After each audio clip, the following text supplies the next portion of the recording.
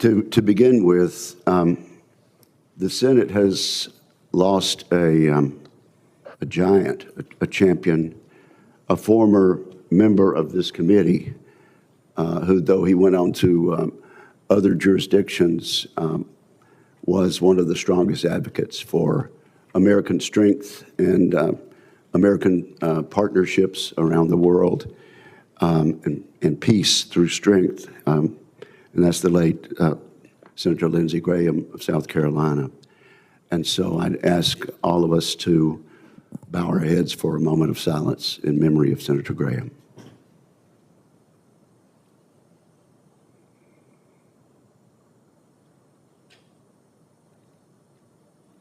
Thank you very much. Mr. Ranking Member and fellow members of the committee, since a quorum is now present, we will ask the committee to consider a list of 2,274 pending military nominations. All of these nominations have been before the committee the required length of time. Mr. Ranking Member, is there a motion to report these 2,274 pending military nominations to the Senate favorably? I so moved. Is there a second? Second. The motion's been made and seconded. All in favor say aye. Aye. All opposed say no. The ayes have it, and the motion carries. Thank you all, and this executive session is now adjourned. And welcome to our distinguished visitors and their families. I thank them for being here and for their willingness to serve their country. The Honorable Jay Hurst has been nominated to serve as the Pentagon's Controller and Chief Financial Officer. If confirmed, he will be responsible for working with Deputy Secretary Feinberg to develop the defense budget. He would oversee financial management and lead the department's effort to achieve a clean financial statement audit by the end of 2028. As we work toward a total defense top line of $1.5 trillion, a figure I have strongly endorsed, we'll need an adept controller. This person will manage a complex funding approach, one that combines base, discretionary appropriations, and mandatory reconciliation dollars. I note that some members of this committee have concerns with the reconciliation process. Excuse me. Some of those concerns are normal. They've been shared by members of both parties as the party in power used reconciliation to achieve party line goals. But other concerns, again from colleagues on both sides of the aisle, have been about the lack of information on reconciliation from the Pentagon.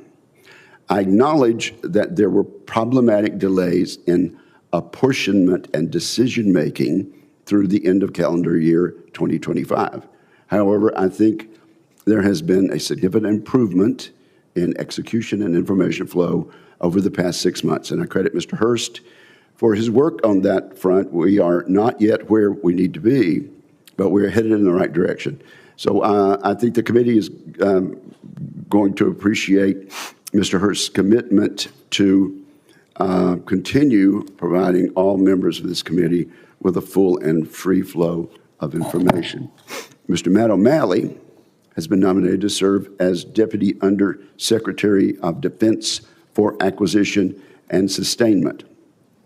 If confirmed, he will be responsible for helping the department as it implements the Forged Act, strengthens cooperation with allied and partner industrial bases, and rebuilds American supply chains. The central challenge facing the Pentagon is not only producing more of what we already have, but also fundamentally changing the way the department acquires and sustains capabilities.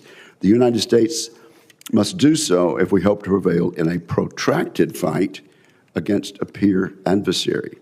We must harness the innovation of our private sector by moving the defense acquisition strategy to a commercial-first approach.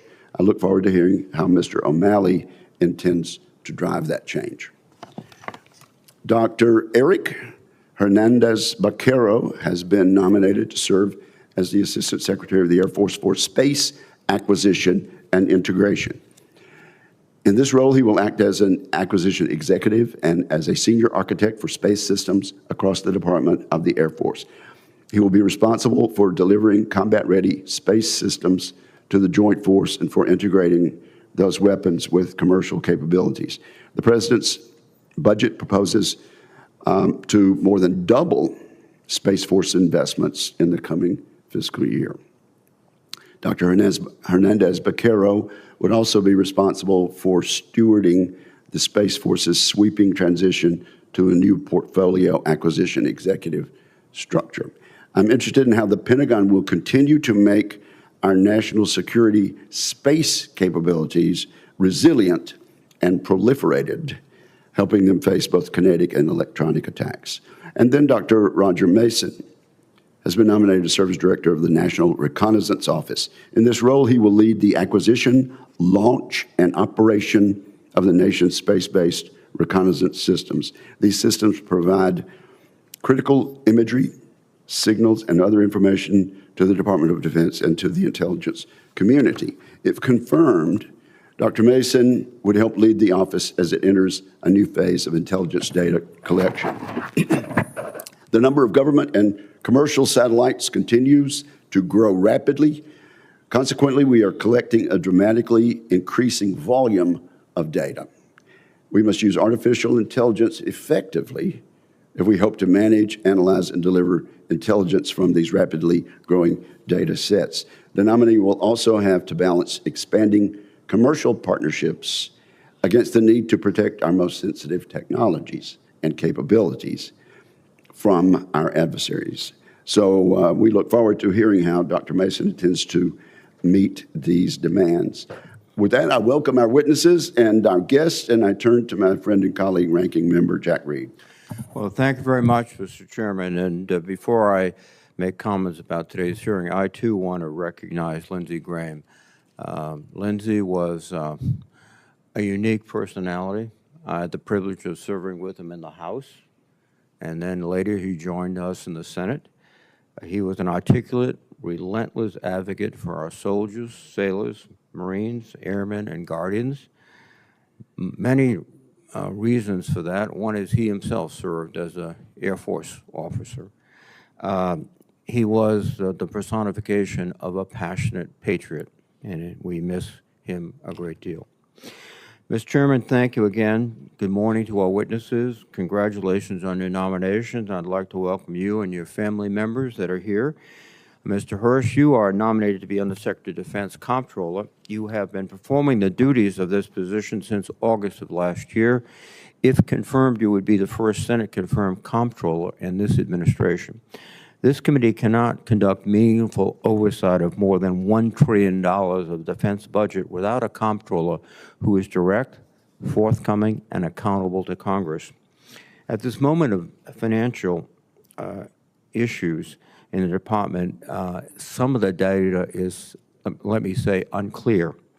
Mr. Hirsch, you testified in April that the cost of the Iran war had reached $31 billion, but acknowledged that figure did not include battle damage, which is likely to be tens of billions of dollars.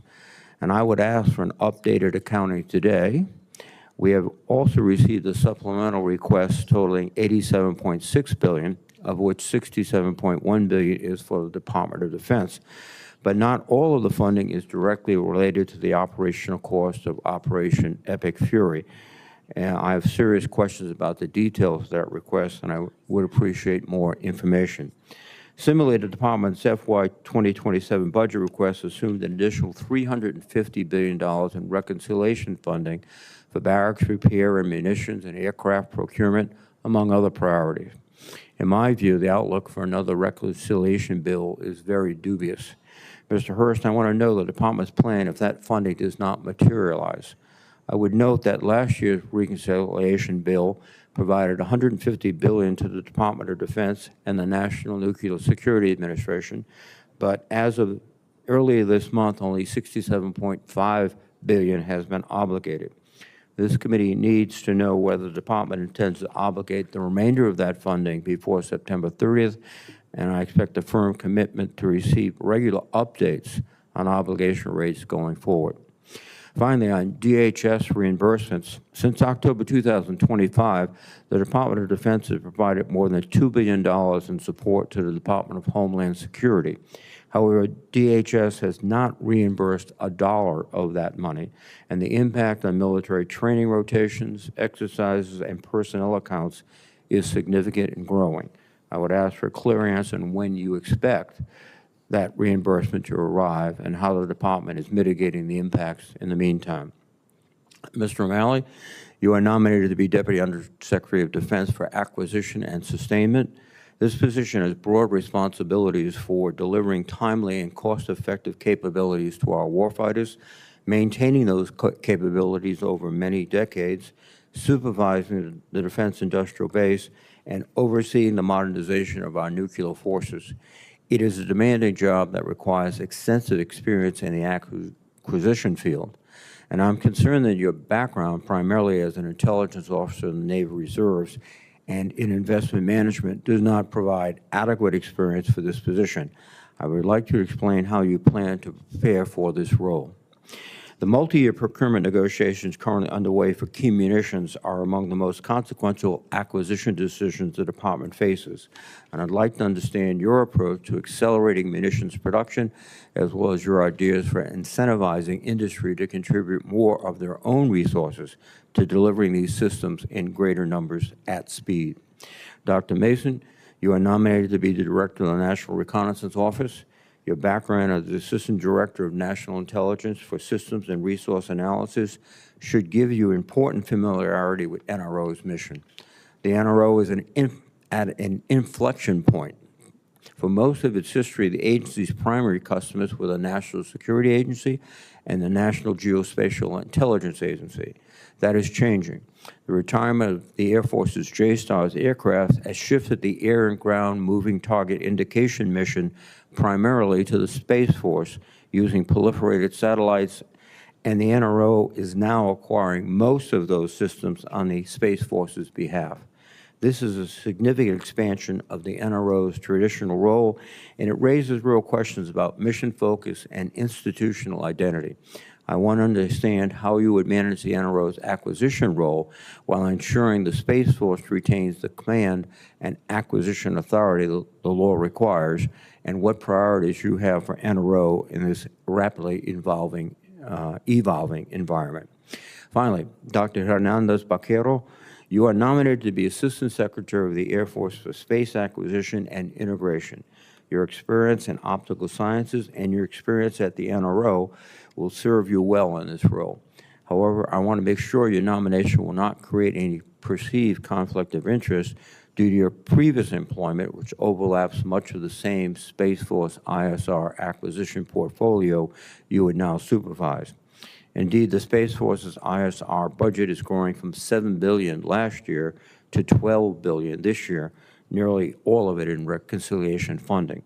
That is a significant area of exposure, and I want to understand how you've divested yourself and the recusal plans you have going forward. In addition, I'd like to know your thoughts on this committee's longstanding concern about SpaceX's near monopoly position in launch and proliferated satellite constellations, and how you ensure we have competition in these areas. Thank you again to our nominees, and I look forward to your testimony. Thank you, Mr. Chairman. Thank you. And with that, we will begin our opening statements. We'll go left to right. Mr. Hurst, your opening statement, sir. Chairman Wicker, Ranking Member Reed, and distinguished members of the Armed Services Committee. Let me start by acknowledging the late Senator Lindsey Graham of South Carolina. Senator Graham was a patriot. He devoted his life to service and was a tireless advocate for America's service members and our national defense. I pray that God comforts his loved ones during their time of grief. It is an honor to appear before you today as President Trump's nominee to be the Undersecretary of War, Comptroller, and Chief Financial Officer. I'm grateful to the President, Secretary Hegseth, and Deputy Secretary Feinberg for their confidence and for the opportunity to serve. I'm also grateful to my wife, Elizabeth, and our 5 children, Henry, Charlotte, Victoria, Augustine, and George, for their love and support. Beth has learned more about the department's personnel policies and PPB than I suspect she's ever wanted to learn, but she tells me she enjoys it. She's an incredible wife and mother. My family and I continue to owe the U.S. military an enormous debt.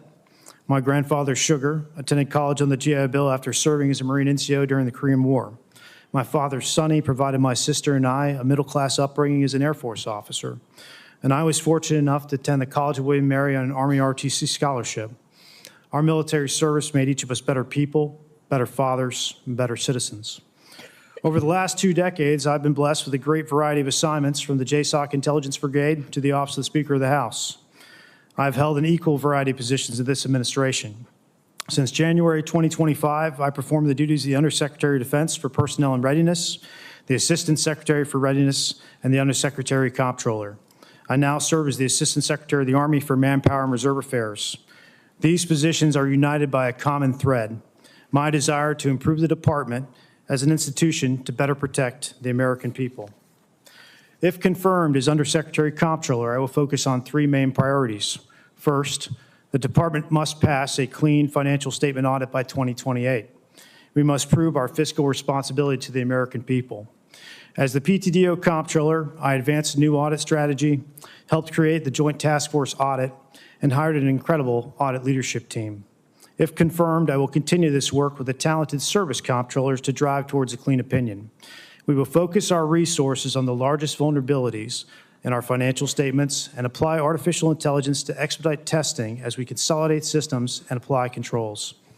Second, the department must continue to construct budgets that align with the ongoing evolutions in warfare and continue expanding our industrial base. As we build 6th-generation aircraft, we must also place equivalent bets on affordable mass, autonomous platforms, and EW, space, and cyber systems. The fielding and integration of manned and unmanned systems and high and low-cost platforms is critical to our operational success.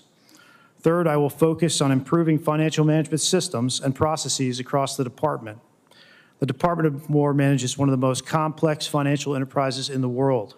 We must consolidate resource planning tools, establish data standards, and create systems to see resource distributions in real time to improve decision-making. If confirmed, I commit to continuing a full-court press to achieve a clean financial statement opinion in 2028, budgeting for the evolving character of warfare, and modernizing our financial systems and processes. Thank you for the honor of being here today. I look forward to your questions.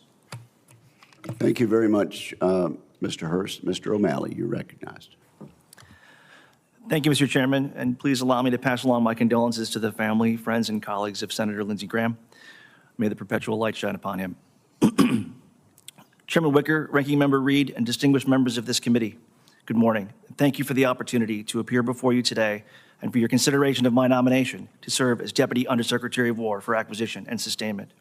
I'm deeply grateful to President Trump, Vice President Vance, and Secretary Egseth for honoring me with this nomination. I also wish to extend my profound thanks to the Honorable Undersecretary Michael Duffy for his leadership, trust, and support. If confirmed, it will be the privilege of a lifetime to support him in a role so critical to the department's mandate to rebuild our military and revitalize our defense industrial base. I would not be sitting before you today without the unwavering support of God and my family. Many thanks to my wife, Carrie, and our children, Ella, Shayna, Raleigh, Jake, and Grant. I grew up working on my family's tree farm in Wisconsin. On that farm, I learned the value of hard work, resilience, and stewardship, principles that have guided my career ever since. To go from planting trees in those fields to sitting before this esteemed committee is a testament to the exceptional promise of this country. It is a trajectory that can truly only happen in America. My career has been defined by a relentless focus on the intersection of national security and technology. For over 2 decades, I've served as an enlisted intelligence specialist and intelligence officer in the United States Navy Reserve. In that capacity, I have gained firsthand knowledge of the threat confronting our service members from Iraq and Syria to the European Command. Concurrently, as a small business owner, I founded Looking Glass Investments, a firm leveraging big data and machine learning to create complex risk models. Leading this specialized enterprise gave me a deep practical understanding of how advanced data analytics can solve intractable problems. It also taught me the real-world hurdles that innovative vendors face when attempting to navigate complex requirements to deliver cutting-edge solutions. In government, I've had the privilege of serving in key advisory roles. Prior to serving in my current capacity as Senior Advisor to the Undersecretary for Acquisition and Sustainment, which I began in March of this year, I served as Special Assistant to the Secretary of War. In that role, I was honored to support the Secretary's nationwide Arsenal Freedom Tour. We traveled from the shipyards of our coasts to the aerospace facilities and factories of our heartland. What was most gratifying for me was meeting the men and women of our defense industrial base, the true lifeblood of our national defense. In every engagement, I had the opportunity to convey Secretary Hegseth and Secretary Duffy's primary charge to the department: deliver integrated capabilities to our warfighters quickly and at scale. As Secretary Hegseth has established, we are on a war footing. We must restore the warrior ethos, rebuild our military, and reestablish deterrence. We face a highly competitive strategic environment. We are engaged in a high-stakes competition with adversaries who possess both advanced capabilities and the massive industrial base required to produce them. Under President Trump's leadership, we have the blueprint to meet this challenge. Executive Order 14265 mandates that we modernize acquisitions and spur innovation, recognizing that a robust factory floor is a critical enabler of battlefield success. If confirmed, I will aggressively support the ongoing transition to a dynamic warfighting acquisition system, ensuring we field technology at a rate that outpaces our adversaries. To achieve this, we must also prioritize the warfighter in all defense contracting, consistent with Executive Order 14372. If confirmed, I will work to ensure our supply chains are highly resilient and that capital is effectively managed. These executive actions are essential, and their impact is greatly enhanced by the legislative partnership of this committee. I want to thank the Chairman and the Congress for your vital leadership in passing the Forged Act. The Department is already utilizing this critical legislation to recapitalize our manufacturing base, secure our supply chains, and revitalize the defense workforce. If confirmed, I look forward to working closely with this committee to maximize the authorities granted by the Forged Act to continue building our industrial strength. If confirmed, I pledge to work closely and transparently with you. I will be fully accountable to the President, the Secretary, the Congress, and the American people to resource our military arsenal with urgency and precision. Thank you for your time and for your consideration of my nomination. I look forward to your questions. Thank you, Mr. O'Malley. Dr. Mason, you are recognized. Thank you, Mr. Chairman. I also want to begin by expressing my sympathy to the members of this committee for the loss of your friend and colleague, Senator Graham.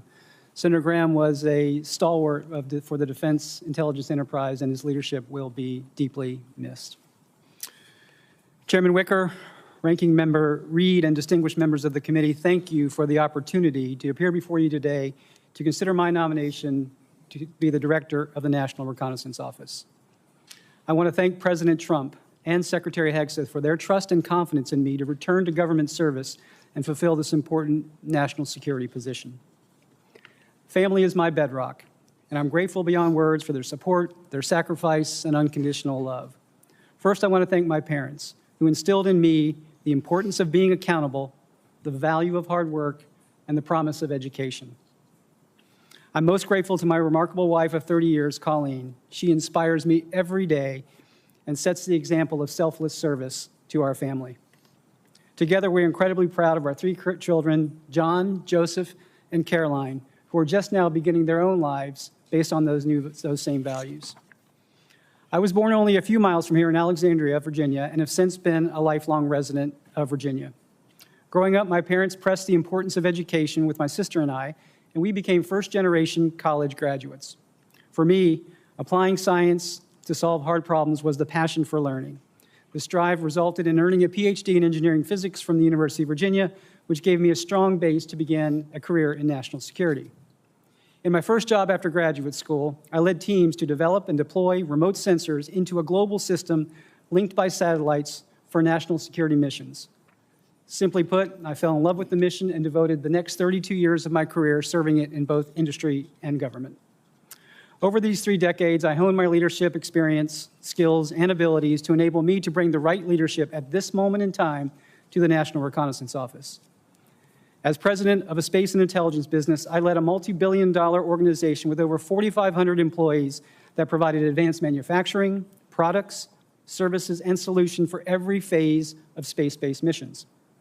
I was honored to serve as the first Assistant Director of National Intelligence for Systems and Resource Analysis, driving strategic capability investments, developing intelligence requirements, and conducting independent cost estimates on every major system acquisition. In that role, I gained valuable insight across all intelligence missions, from the strategic to the tactical, from counterterrorism to foreign military combat capabilities, and everything in between. Today marks an incredibly exciting time for space, not seen since the NRO began the dawn of space intelligence in the 1960s. We are in a space renaissance, where the pace of technology advancement, the speed of innovation, and the promise of the future has drawn unprecedented investments from many sectors. The future of space and how our nation can use it for good seems limitless. Today, the NRO embarks on a new journey to fundamentally change how space-based intelligence is done. The future of space, however, is also contested.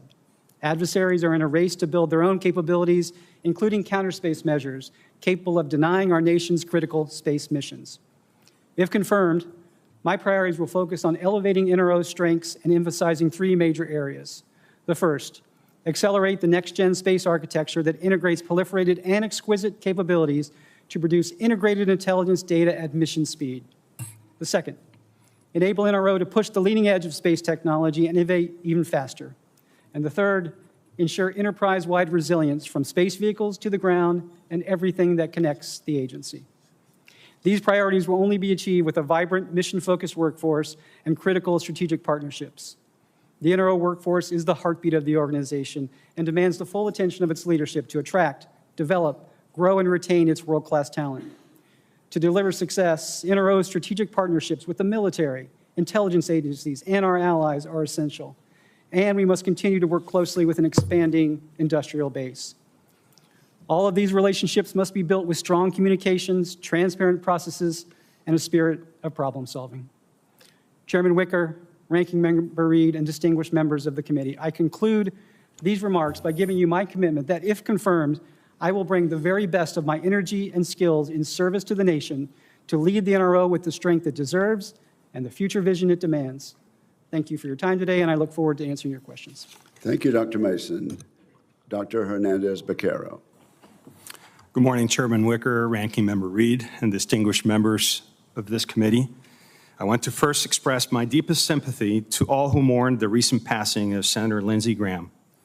As a fellow Air Force veteran, I am saddened to see him slip the surly bonds of earth and pray his last high flight brings him the joy of touching the face of God. Senator Graham's lifelong dedication to the nation sets a great example for those called to serve the cause of freedom. I thank this committee for the opportunity to appear before you to answer this call. If confirmed, I would be honored to serve as the second Assistant Secretary of the Air Force for Space Acquisition and Integration.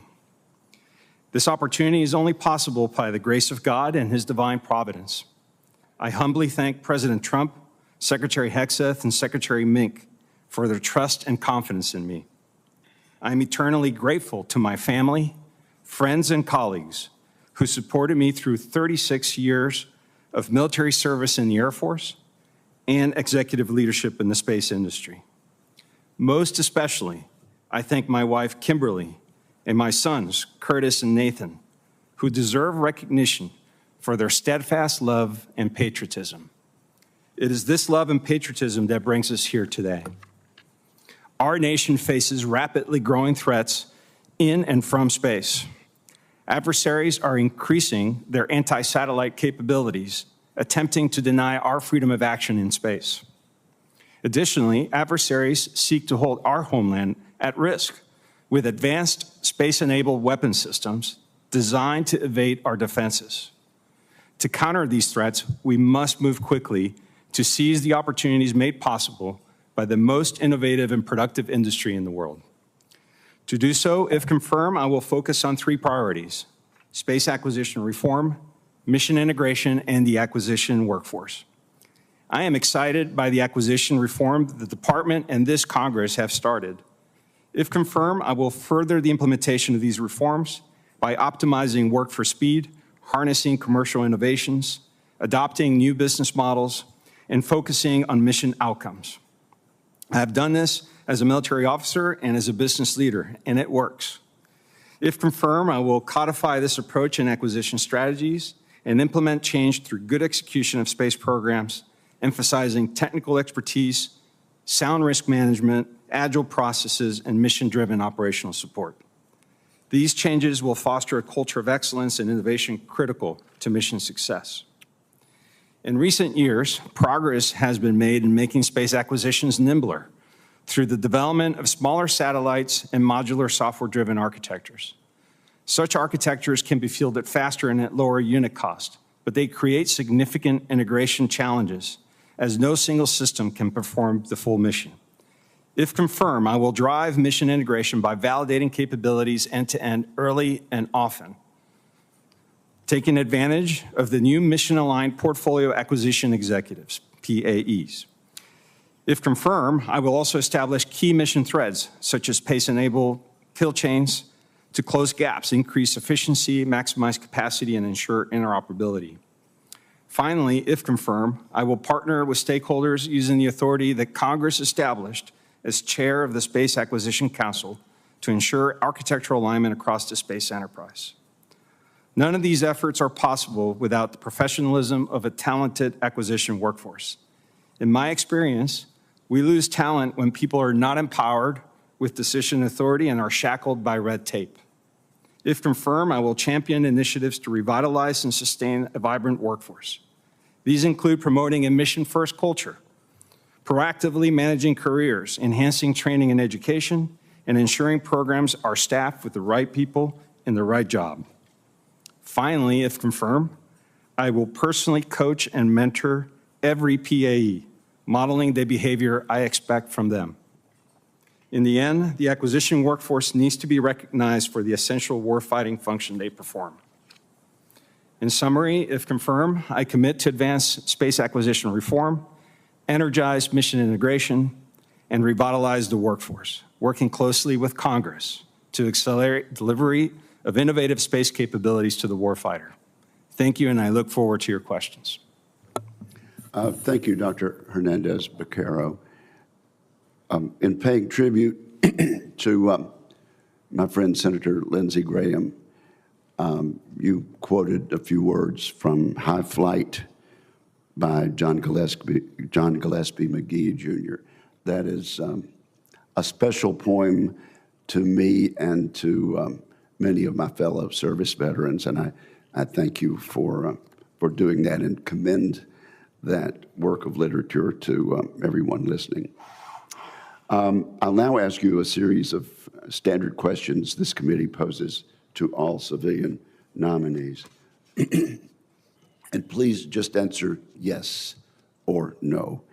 Have you adhered to applicable laws and regulations governing conflicts of interest? Yes. Yes. Have you assumed any duties or taken any actions that would appear to presume the outcome of the confirmation process? No. No. Exercising our legislative and oversight responsibilities makes it important that this committee, its subcommittees, and other appropriate committees of Congress receive testimony, briefings, reports, records, and other information from the executive branch on a timely basis. Do you agree, if confirmed, to appear and testify before this committee when requested? Yes. Yes. Do you agree to provide records, documents, and electronic communications in a timely manner when requested by this committee, in Yes. subcommittees or other appropriate committees, appropriate committees of Congress, and to consult with the requester regarding the basis for any good faith delay or denial in providing such records? Yes. Yes. Will you, and that is a problem that I think the distinguished ranking member and member of the committee would say that we've had to face. So it's good to hear your answer in the affirmative there. Will you ensure that your staff complies with deadlines established by this committee for the production of reports, records, and other information, including timely responding to hearing questions for the record? Yes. Yes. Will you cooperate in providing witnesses and briefers in response to congressional requests? Yes. Yes. Will those witnesses and briefers be protected from reprisal for their testimony or briefings? Yes. Yes. Thank you very much. And now we begin with a round of questions by members of the committee, and I'll begin by asking this to you, Mr. O'Malley. The last NDAA that we passed shifted a burden toward what we call commercial first. Is that a term that is familiar to you, sir? Yes, Senator. Okay. Well, for the benefit of the Americans listening, we shifted the burden from if you're going to buy commercial, you had to get approval,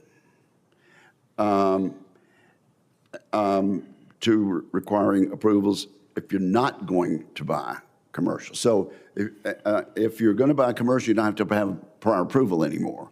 That means we made commercial procurement the preferred option in contracting. However, since the executive order was signed pursuant to legislation passed by the Congress and signed by the President of the United States, the department has actually reduced its commercial spending by nearly 1 percentage point. That's going in the wrong direction according to the statute.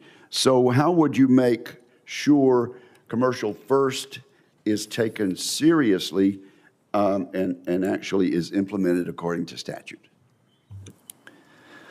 Yes, Senator. So as it relates to commercial first, I appreciate that data that you just shared. I had not been aware of that, certainly not heading in the right direction.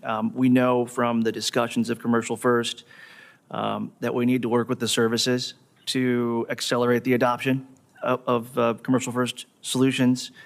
There are proven commercial tools we know exist, and this goes to the Secretary's emphasis on the speed of relevance. Commercial first is certainly part of that. There's an opportunity here to solve readiness bottlenecks, introduce the department to new and innovative companies, and if confirmed, I will certainly focus on statute and the executive order to make commercial first a priority. Thank you, and that should go without saying, but let's be clear. If you're not going to buy commercial items, they've got to come get approval. You understand that? Yes, Senator. All right, okay. Well, I very much appreciate that. Now, Mr. Hurst, I bet you are aware that there is some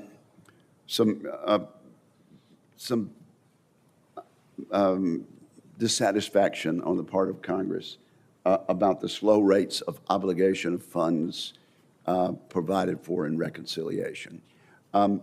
You are aware of frustrations and complaints coming from Congress in that regard, are you not?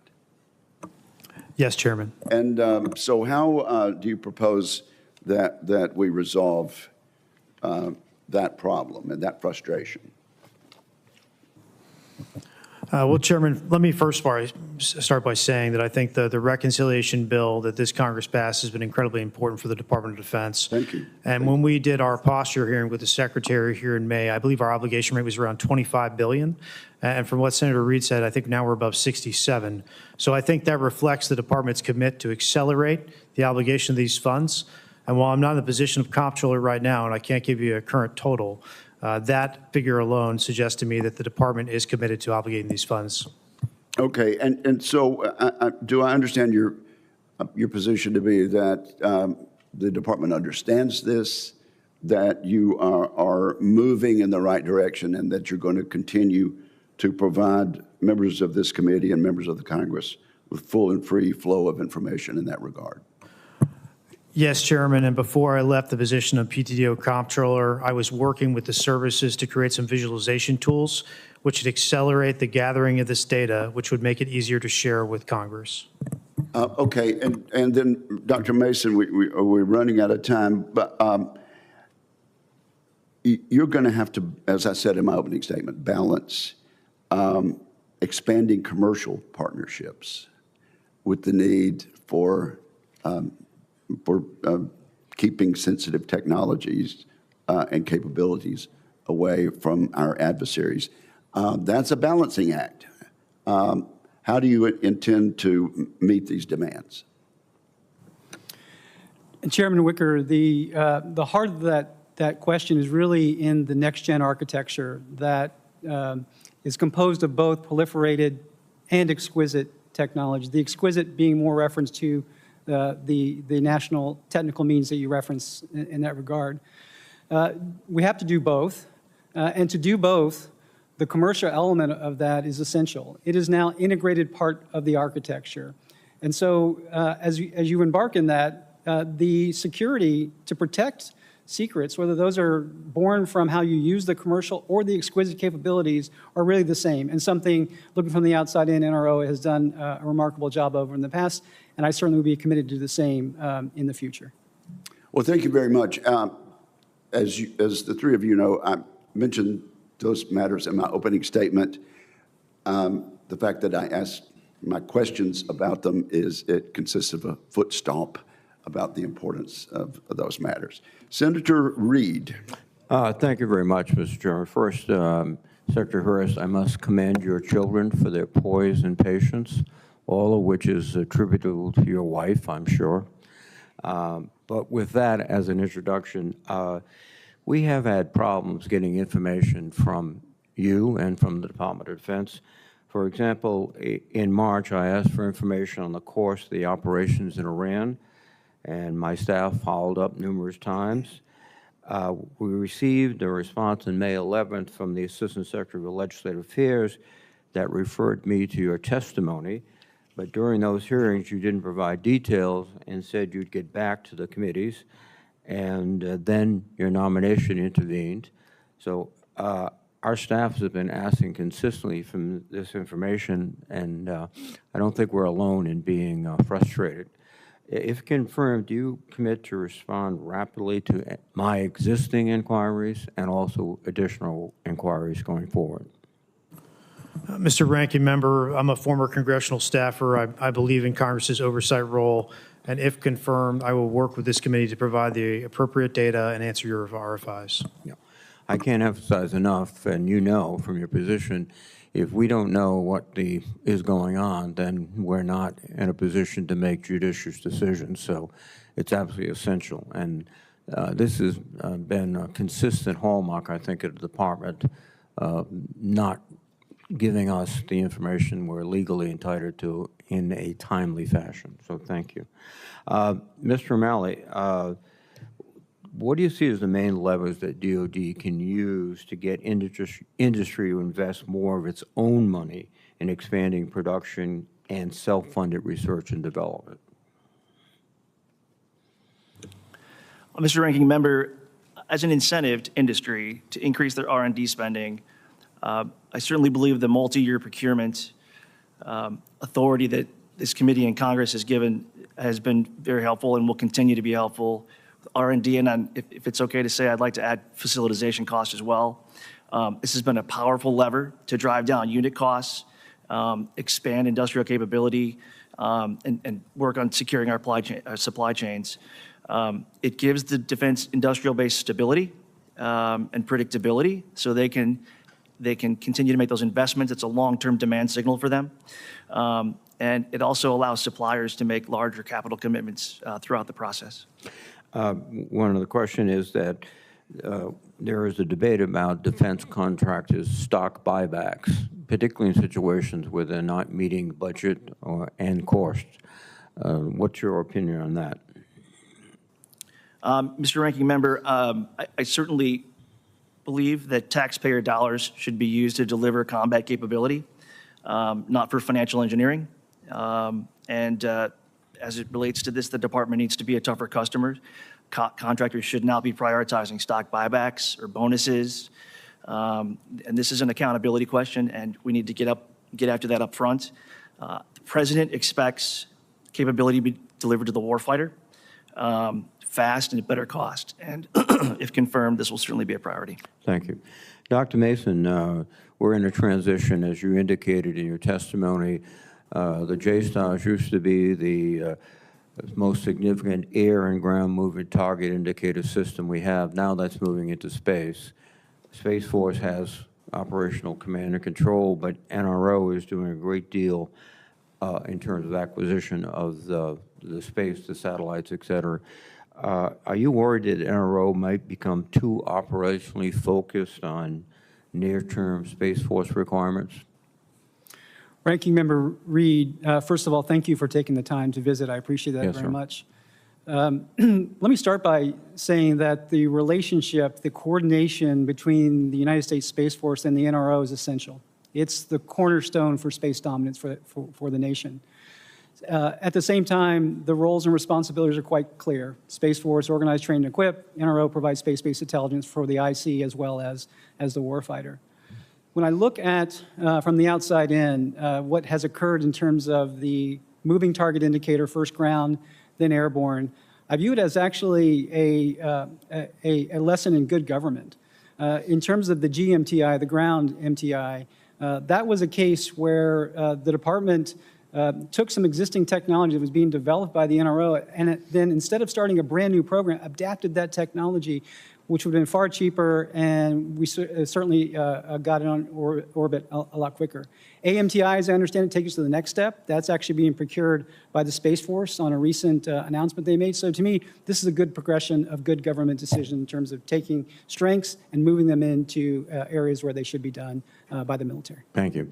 My time's expired. Dr. Hernandez Vaquero, thank you, and I look forward to working with you. And also, if there are questions, I will just submit them for the record. Thank you, Mr. Chairman. Thank you. I do anticipate there'll be a number of questions for the record. Senator Fisher. Thank you, Mr. Chairman, and thank all of you for being here today and for your willingness to continue to serve your country if confirmed in these new nominations. Dr. Mason, are there opportunities for increased collaboration between intelligence and military space programs? And if so, can you tell us one or two that you may have thought of? Certainly. First of all, Senator Fisher, I also thank you for the time we spent. I appreciate you making that. I found it very valuable. Yes, Senator, I think the coordination and collaboration between the warfighter and the intelligence community is essential, and it makes us only stronger. To give you an example in terms of a space-based program that was done in coordination with the Space Force and the NRO, that's public, a program called Silent Barker, which is really for space situational awareness.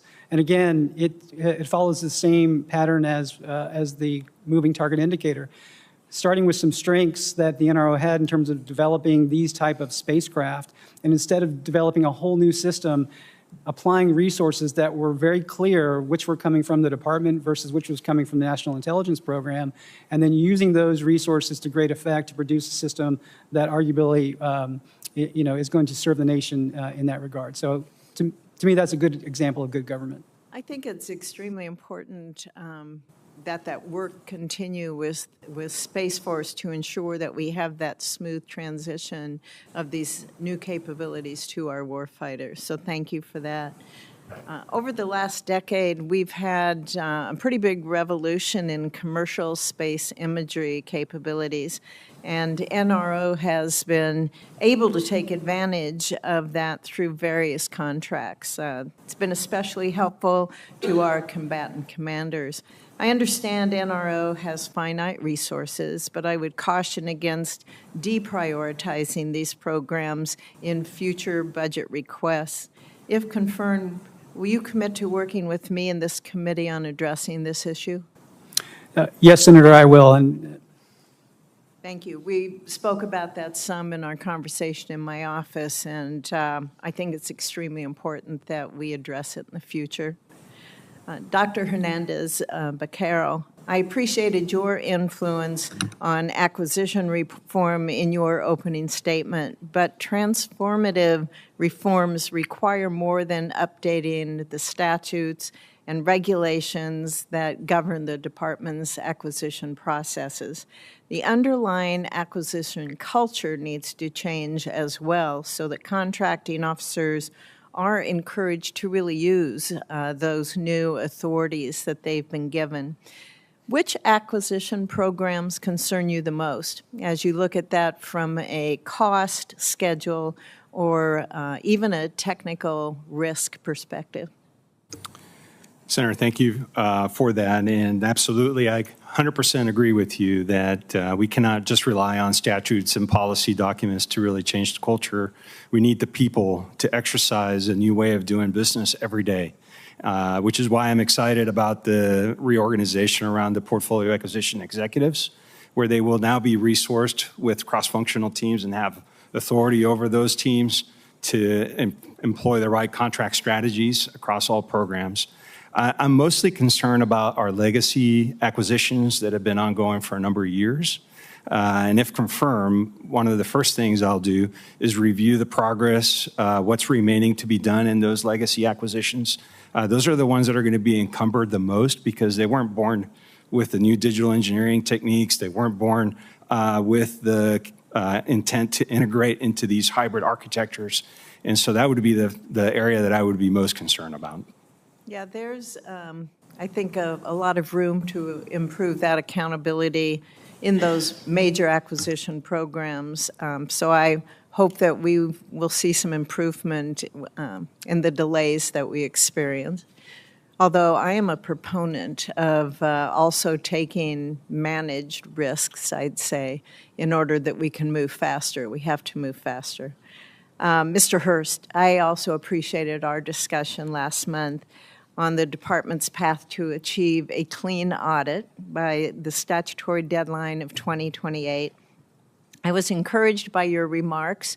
I tend to think you're overly optimistic with them. We haven't seen a lot of improvement there, but I think you might be the guy to get it. Are there areas in which congressional action is needed to strengthen those efforts by the department to get that audit done? Well, Senator, thank you for the question. I'm optimistic because with a problem this big, you have to be. That's the only way you're going to get after it. The thing we need most is we need to change our accounting rules to reflect the Department of War's mission. We have Fortune 500 accounting standards for a warfighting organization, and I'll give you a quick example. As part of our audit, we have to validate the value of all of our assets on our books to include things like the USS Constitution, a 200-old warship in Massachusetts. And we have to account for every single modification we've made to that vessel in the valuation and prove that to our auditors if they decide to sample that. That's simply not helpful for our warfighting mission. We need to know where our equipment is, its condition, a general statement of its value, but having to do the same kind of estimate we would for any kind of other, Fortune 500 company evaluation is not very helpful. And Congress could help us with that. Thank you. Thank you, Mr. Chairman. A very good initial answer to that, that problem. Thank you very much to both of you. Senator Shaheen, you are recognized. Thank you, Mr. Chairman. Good morning. Congratulations to each of you on your nominations, and thank you for your willingness to continue to serve the country. Secretary Hurst, yesterday, President Trump announced that he wanted to put a 20% fee on cargo going through the Strait of Hormuz, and he gave us his rationale that we need help if we're going to police operations in the straits, that we need help paying for the cost of those operations. Now, the estimates that I've seen so far suggest that that would result in a $15 increase on a barrel of oil, and that's after yesterday's highest jump in gas prices in 6 years in the United States. Last month, Secretary Rubio was asked about this, and he said that such fees would violate international law. We've heard both the Vice President and Secretary Hegseth, who also confirmed that this was not something that we were considering or should be doing. So what is the position of the department on tolling commercial vehicles through the vessels through the Strait of Hormuz?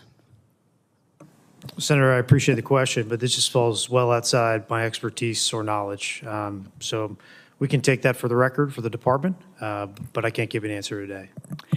Well, given that the issue that's cited there is the cost of the operations in Iran, it seems to me that that's something that you ought to be intimately involved with if you're confirmed for this position, because it's going to have a huge impact not just on the amount of money that we're paying, but also on how we're being viewed by the rest of the world. As Secretary Rubio has said, this would be a violation of international law. So I hope, if you're confirmed, that you will find out what the department is thinking about this issue. Do I have a commitment that you will do that? Yes, ma'am. If confirmed, I will dig into this issue. Thank you. Mr. O'Malley, if confirmed, you'll oversee the office responsible for installations and environment, including PFAS remediation. The FY26 NDAA required the department to provide alternative water in communities around military bases with contamination above state and federal maximum contaminant levels for PFAS. But I'm hearing from residents in New Hampshire that a year after this was put into effect, it has still not been implemented for the former Pease Air Force Base. Despite the fact that the Air Force has, I think most people would agree, been very supportive of cleaning up PFAS in the Portsmouth area around Pease, and so it's disappointing to see that they are not going along with what's been determined to be practice. So if confirmed, will you commit to continuing DOD's existing practice of conducting PFAS cleanup at military installations and communities affected by DOD releases of PFAS, and check into this issue, why our residents in New Hampshire are not having their water being dealt with? Yes, Senator, I will. Thank you. Also, for you, Mr. O'Malley, I recently came back from the NATO summit with Senator Rounds and a number of members of the Senate. And while at that summit, the President announced that he would look into an agreement with Ukraine on data sharing for drone procurement. As you know, we have a lot of lessons that we can learn from the Ukrainians with respect to drone technology. The delegation at the summit in Ankara heard that this agreement is currently being held up by the Pentagon. So if confirmed, will you commit to looking into this and reporting back to this committee about what the holdup is and when it's going to move forward? Yes, Senator, I will. Thank you. Dr. Mason, the NDAA passed out of this committee includes a provision to require intelligence sharing with the Ukrainian armed forces in Russian-occupied territories. It builds on last year's provision that required notifications of any stop to this intelligence sharing. Can you talk about why this continued intelligence sharing with the Ukrainian armed forces is important and why it would be helpful for us to continue this effort? Senator Shaheen, in terms of the scope and the mission of the NRO, the focus that I would have, if confirmed, is ensuring that the data collected is accurate and relevant and timely. In terms of information sharing with either allies or other nations, the NRO director has to rely on agencies like the functional manager of NGA, in this case, if it's imagery. And so I would commit to taking that on board to make sure that we supply the NRO, NGA, what's needed in terms of satisfying those requirements from a shareability standpoint. I will also say that from a commercial standpoint, this is one of the benefits of commercial imagery, that it's more easily shareable to satisfy a number of intelligence missions, as well as our partners.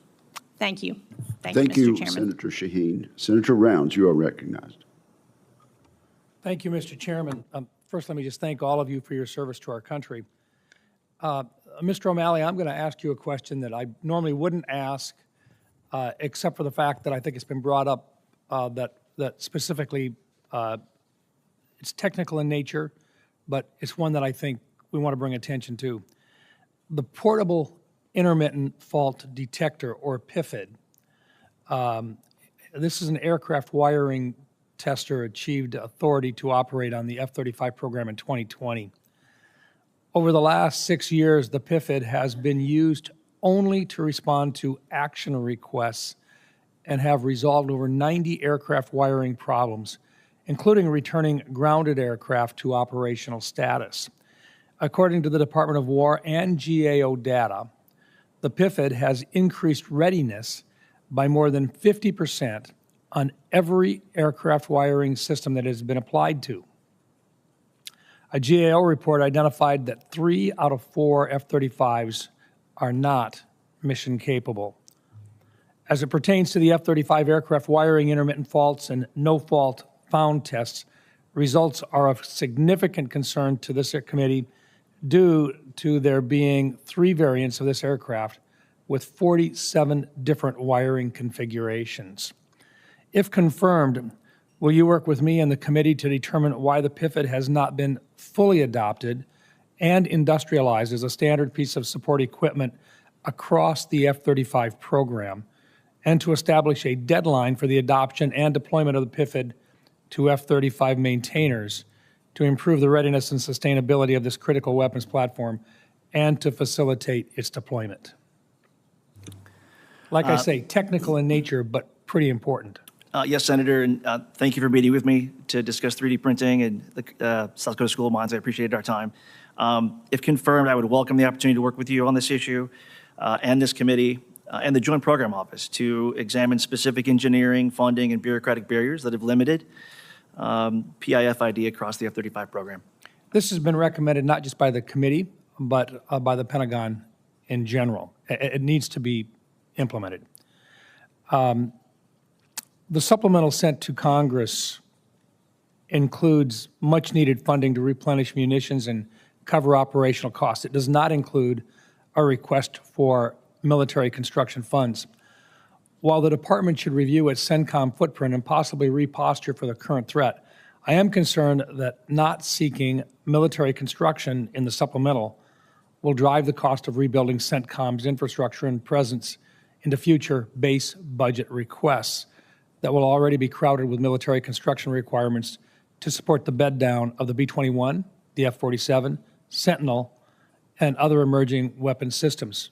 For Mr. Hurst, I understand the battle assessments take time, as well as figuring out what our partners will pay for and what we will pay for. But what are your thoughts on emergency appropriations that provide time for a regional posture review and funds to rebuild our presence, balanced with reporting and consultation with the Congress before the department moves out? Senator, let me come back to you after I've given that some thought. This conflict could greatly change our posture in the region, and I think that's something that has to be taken into account. But if you don't mind, I'll come back to you later on. That's fair. Well, matter of fact, if you'd like, I'll put it into a question for the record for you. Let's do that. All right, thank you. Mr. Hurst, can you discuss some of the internal bureaucratic hurdles that prevent the department from rapidly allocating and executing congressionally appropriated funds? Are there any resources or authorities Congress could provide that would help mitigate those issues? And lastly, in 2025, the department advocated flexible funding for all software programs. Mr. Hurst, do you still believe the department needs this flexible authority for software and similar digital tools and systems? Senator Rounds, I really enjoyed talking about this issue with you in your office. So as many of you know, it takes us a very long time to get funds from appropriation to the actual executing program office or unit. Sometimes that's 2 or 3 months inside the department. The main reason for that is we don't have a centralized electronic funds disbursement system. In fact, when Comptroller initially gets an apportionment from OMB, we get that via PDF, and then we provide a PDF to the services. That's obviously not acceptable in the 21st century, and so before I left performing the duties of Comptroller, I put together a tiger team to get after this issue. I would like to see us get funds dispersed across the department within 1 or 2 weeks at the most. We'll be working towards that. Sir, you mentioned funding flexibility. The PPB Commission has been very clear on that. The department probably needs more flexibility in a lot of areas, including software. But in order to do that properly, we have to make sure we have the appropriate mechanisms to communicate and be transparent with Congress. And so that's a conversation I'd like to continue to have with you if confirmed. Thank you. Thank you, Mr. Chairman. Thank you, Senator Rounds. Senator Gillibrand. Thank you, Mr. Chairman. Secretary Hurst, thank you for your service. You have an incredible career, and I want to thank you and your family for continuing to dedicate your time and talent to the defense of this country. It's a significant undertaking. You have a very important job as controller. Your job fundamentally is going to be about transparency and accountability. And one of the burdens, I think, of this job you're going to have right now is that the American people are very concerned about the lack of transparency and accountability when it comes to this war. From their perspective, it's an unauthorized, illegal, unwanted war. The amount of spending is astronomical. I think you've just recently given us the $67 billion number. If they had a choice, they'd rather $67 billion fund Medicaid and their health care. They'd rather have $67 billion fund to get the cost of groceries down, to get the cost of fuel down. And with the constant problems in the Strait of Hormuz and the continuing and the escalating of this war, people are very distressed about the cost of fueling their cars, fueling their homes, the cost of diesel for truck drivers, and the cost it's having on everything because of that increase. So transparency is something that we care very much about. And in your budget, it is not clear, especially for the supplemental, what is creating these enormous costs. You're asking for an additional $350 billion, which to New Yorkers is going to seem like a slush fund to them. So it's unclear, are these costs to pay for the destruction because of the war to our bases and operations abroad? Is this cost because of the increase in cost to our Navy ships because they were extended at sea? Are these costs because of wasteful domestic deployments of DoD personnel? Senator, again, thanks for the question. The $67 billion supplemental, I wasn't involved in the generation of that because I'm not in the position of comptroller. But let me say this. The department needs a generational investment in its defense, right? The Arleigh Burke class destroyer, the first one was commissioned in 1985, 40 years ago. It's still the mainstay of our surface fleet. The Air Force is planning to fly the KC-135 until potentially the 2070s. We have to update our platforms. We have to buy affordable mass. We have to procure autonomous warfare platforms and integrate them into the force. Well, let's talk about autonomous platforms. I know that you've authored at least articles or books, I'm not sure, on AI as well as autonomous systems. And I'm highly concerned about the bombing of a school in Iran, a girls' school. That bombing has been deeply upsetting to New Yorkers. 120 children were killed, and we still don't have a report on that. Again, transparency and accountability. It is essential that this department give this Congress the report of how that target was selected, why more recent data and information showing that it was clearly a girls' school and no longer part of the military base that was next door. Have you been given the report on how that targeting was made and whether AI systems were used? Senator, I have not seen that report. I regret the loss of any civilian life in any conflict. I'm also deeply concerned that as we wrote this last NDAA, there was pushback by the department on making sure that there's a human in the loop. The language that they agreed to was appropriate human oversight. That is obviously not the same thing as human in the loop. And so when we are choosing targets, I understand when it comes to defense, having autonomous, quick systems to protect men and women on the battlefield, protect our assets, protect our infrastructure is essential, and having AI-enhanced capabilities to defend is extremely important. But I'm highly concerned that before we push send on a missile that is going to target perhaps a girls' school because the targeting was done so poorly and the analysis wasn't done accurately, that we have a human in the loop. What is your view on that? Well, Senator, I would say I think it's very important for the department to engage with the committee and talk about how it's using AI. And I think, as somebody who worked on Project Maven and was a targeting officer in his career, I think AI has the potential to actually improve the safety for civilians in warfare. It's all about how we implement it, but we owe you that conversation. Absolutely, and we are waiting for that report. And Mr. Chairman, for the record, I hope we receive that report soon. Thank you very much, Senator Gillibrand. Senator Ernst. Yes, thank you, Mr. Chair. And I want to start by saying thank you, Mr. Chairman, and to our ranking member as well for recognizing our dear colleague, Senator Lindsey Graham of South Carolina. I've looked across the dais, and that incredible gentleman was a friend, I think, to all of us on this committee, and he most certainly was a friend to our Department of War. So thank you for that, and thank you for remembering him. I won't be able to get to all of you today, but I do hope that all of you are committed to delivering results and specifically faster fielding of capabilities for our warfighter as we go through this next fiscal year. Budgeting is important, our space capabilities, and absolutely, Mr. Hurst, we're going to focus very heavily on clear accountability for the taxpayers and the warfighters. So I will start with you, Secretary. The fiscal year 27 budget request was actually built before we started engaging in epic fury, before we had an oil blockade on Cuba. So we have these additional issues that are pressing upon our department, and yet we're trying to manage those ongoing operations with the new operations that we have in the Middle East and the Caribbean.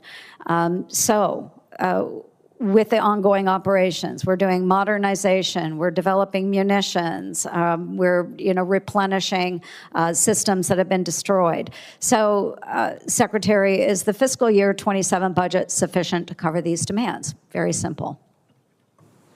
Senator, I believe the FY27 budget request from the Department of War is sufficient to cover those demands. Thank you. And is money currently being shifted from other priorities? Are we managing that money and taking from one area to cover down on some of those additional operations? Senator, again, I've avoided presuming confirmation, so I'm not involved in the fiscal management of the department at this time. But I would say historically, whenever there are contingency operations, the department makes trade-offs within its current year budget. Mm-hmm. So I would argue that as we're moving forward, most certainly I'm sure money has been shifted and we need to replenish where we can. So I do hope that this committee and others in the Senate are able to come together and find a way forward to reinforce our Department of War. Moving on to the audit, it's been brought up a number of times. The department is committed by the year 2028 to complete a clean audit. And we found a lot of material weaknesses in the fiscal year 25 audit. I think there were 26 of those weaknesses identified, and we still have taxpayers being asked to fund $1.5 trillion for the defense of our nation.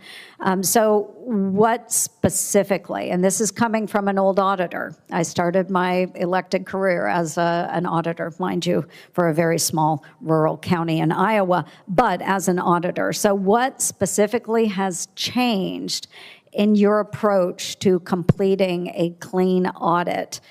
And what milestones do you assess you can meet at the one-year mark? Senator, the fundamental change in our approach is this. Previously, we were pursuing over 25 different opinions to get to the DOW audit. We were boiling the ocean slowly. Now what we're doing is pursuing a Dow consolidated audit. We're raising our materiality, and we're focused on the biggest liabilities in our balance sheet. And we're going to focus our resources against those. The other thing we're doing that's compelling is we're hiring an IPA. The IG is hiring an IPA to run the audit. And this IPA is going to have access to advanced tools and AI systems that will help them incorporate the data, look at it faster than the IG staff can. We're also doing that on our side. We're applying artificial intelligence. The Marine Corps, which has had a clean opinion for 3 years in a row, has many material weaknesses left. They got their opinion by substantive testing. We can do the same thing inside DOW with the use of artificial intelligence and the leveraging of resources. No, I appreciate that, and I look forward to working with you over the next 6 months in my remaining time here to make sure that you are achieving that clean audit. I do want to recognize as well, you do bring up the USS Constitution, and that's an interesting argument that maybe we need to have. It is still an active naval vessel. So it does belong to the Navy, and it does have to be accounted for. But at the same time, you bring up an interesting point where it's not really focusing on an active mission for our war fighters And perhaps as we identify issue areas such as the USS Constitution, and I'm not saying please, I know the Navy is just going to come after me for this, but perhaps in the future we need to have those conversations about what remains in the inventory of the United States Department of War, or what maybe gets shifted to other entities like the Smithsonian, where it could be supported by federal dollars and private donors. Again, the Navy will come after me for this, but it is an interesting conversation. I'm not supporting or not supporting, but certainly you do bring up an interesting point. We want to make sure that our taxpayer dollars are going specifically for the warfighter. So thank you all very much. Thank you, Mr. Chair. Thank you, Senator Ernst. I wonder to what extent that is a rather rare example, or It's rare. something that is writ large, but I appreciate your input in that regard, and thank you for your service. Senator Hirono is next. Thank you, Mr. Chairman. I asked the following two questions of all nominees before any of the committees on which I sit to ensure the fitness to serve. So I'd like the responses starting from Mr. Hurst, and then we'll go down the line. Since you became a legal adult, have you ever made unwanted requests for sexual favors or committed any verbal or physical harassment or assault of a sexual nature? No. No, Senator. No. No. Have you ever faced discipline or entered into a settlement related to this kind of conduct? No, Senator. No, Senator. No. No. This is for Mr. Hurst. In April, you testified that Operation Epic Fury, better known as the war in Iran, had cost approximately $29 billion, largely driven by munitions, operations, and maintenance expenditures. More recently, independent assessments suggest the true cost is already over $100 billion when damaged aircraft, bases, and other war-related expenses are fully accounted for. What is the department's current estimate of the total cost of Operation Epic Fury, including the other expenses I mentioned? Senator, during my testimony before this committee, I conveyed the estimate compiled by the military officers of the Joint Staff and the Civilian Comptroller workforce, unmodified. I don't have an updated estimate, ma'am, because I haven't been in the position of comptroller, but if confirmed, I'm happy to work with you to get that answer. Well, all indications are that there's no end in sight of the cost of this war, and I think that this committee and the American people need to be apprised on a regular basis what is happening with this war, because prices keep going up with all of the other items that our families have to pay for.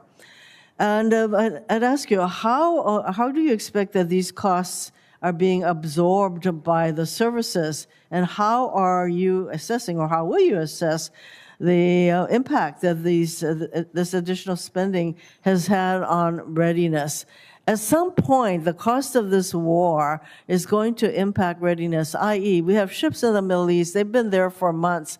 When they need to be they need to be prepared. They need to. Our shipyards have to ready them for the next deployment. So how is all of this going to happen? Are you going to be responsible for coordinating some of this? Senator, if confirmed, I would be responsible for helping the services solve current year execution problems. Again, I don't know what the current state is because I'm not performing the duties of comptroller, but if confirmed, I'd be happy to help work to get those answers for you. I hope that, Mr. Chairman, that as we go along, that all of our nominees who are not currently in their positions, or if they are, they're in an acting position, that they can be called back to our committee so they can give us the appropriate information that we are requesting. It is very frustrating to ask them what the costs are, et cetera, and the response is that we're not there yet, and so we can't tell you. So, in your opening statement, Mr. Hurst, you mentioned that your first priority is, and quote, to prove the fiscal responsibility of the department to the American people. Fiscal responsibility. At the same time, the DOD obligated more than $2 billion in non-reimbursed funds and over $2 billion in reimbursable funds, which still hasn't been paid to the Department of Homeland Security. And so as part of fiscal responsibility, do you intend to get this money back from DHS, and do you anticipate giving more money, reimbursable or not, to DHS? Because they have their own huge pot of money that this Congress just appropriated without any guardrails on their activity, and they are in the process of killing more people. Did you get the money back? Do you intend to get the money back from DHS?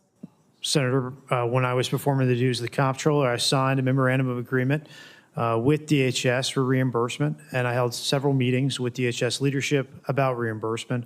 If confirmed, I will continue to pursue reimbursement for the department. Do you know if they reimbursed the billions that the DoD already provided to DHS? In my current position of Assistant Secretary of the Army for Manpower and Reserve Affairs, I don't know. Again, Mr. Chairman, this is pretty frustrating. So this goes to the question I was asking you, Mr. Hurst, about ship maintenance, and I should ask Mr. O'Malley. You know what, obviously I'm going to need to submit this question for the record, but I had concerns about ship maintenance as our ships are deployed for much longer deployments, especially in the Middle East. Thank you, Mr. Chairman. Thank you, Senator Hirono. And your comment is noted. I would remind you that it is improper for any nominee to assume any duties or take any actions that would appear to presume the outcome of the confirmation process.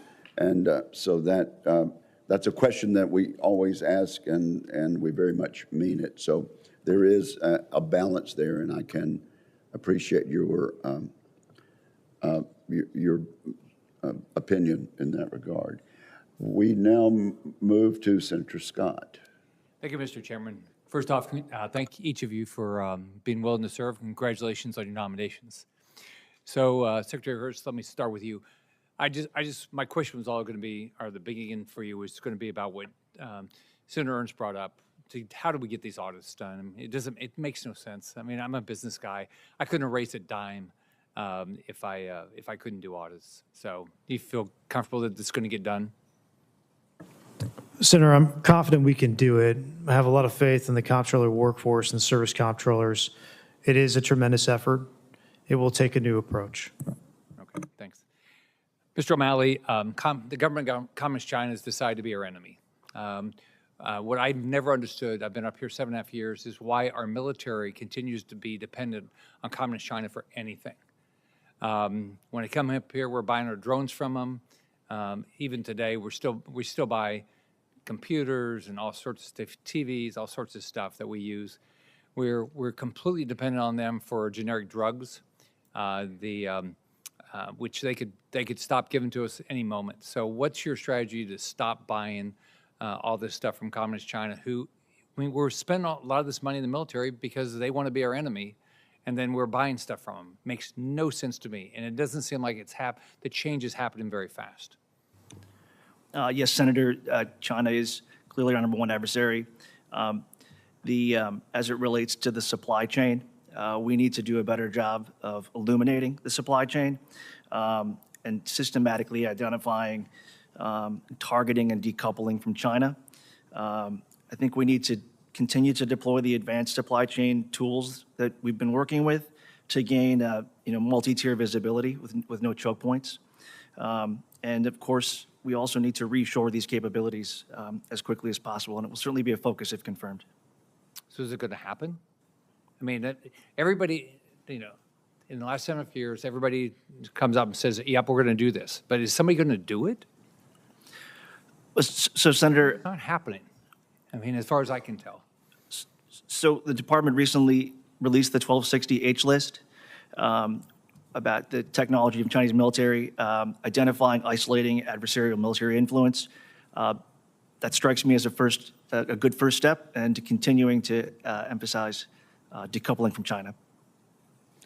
So, Dr. Hernandez-Beccaro, so the Space Space Coast is a big deal in Florida, right? I think it's probably, we've got the best commercial space capabilities and the best skilled workforce probably in the world for space launch there.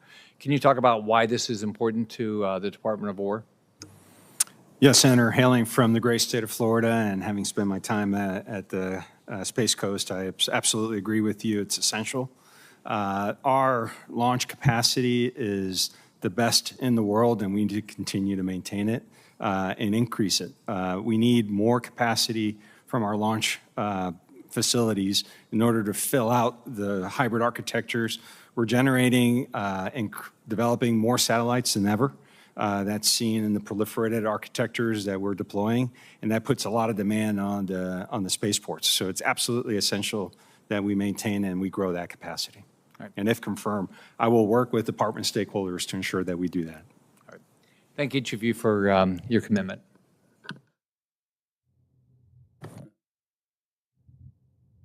Thank you very much, Senator Scott. Senator King. Mr. Hurst, I'm unpersuaded by your professions of ignorance about the cost of the war. You were the acting comptroller and chief financial officer of the Department of Defense until May 20th. That's about 7 weeks ago. And to sit here today and say, well, I don't really know and I'm not in the position, come on, you had to know this question was going to come up at this hearing today. How much has the Iran war cost the American people?